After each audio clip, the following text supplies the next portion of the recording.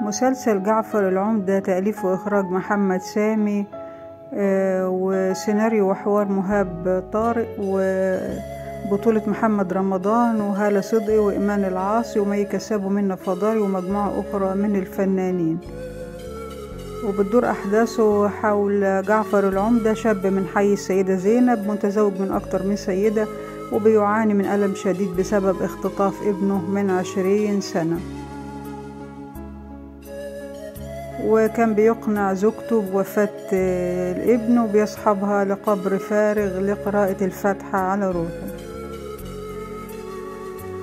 ومن ضمن أبطال المسلسل الفنانة لبنى ونس، وظهرت في مشهد الفلاش باك بشكل أكثر شبابا، مما أثار تساؤلات الجمهور: هل جسدت دور دوبليرة للفنانة لبنى ونس أم إنها مجرد تقنية؟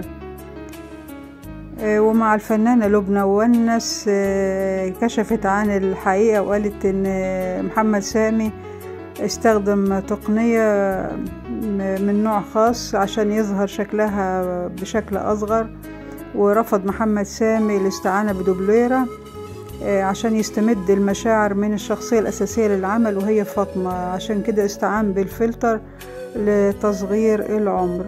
وقالت هي تقنية معروفة باسم دي أجاين يلجأ إليها المخرجون لتصغير عمر الفنانين، وتم استخدامها في معظم أفلام مارفل مع العديد من الفنانين وأبرزهم روبرت داوني وجونيور.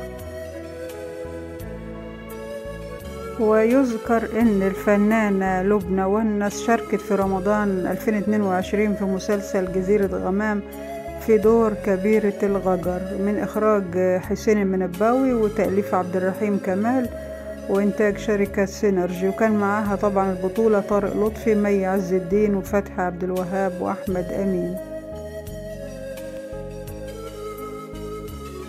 شكرا حبايبي، حسن المتابعة، ما تنسوش اللايك من فضلكم. مع السلامة حبايبي، شرفتوني، مع السلامة.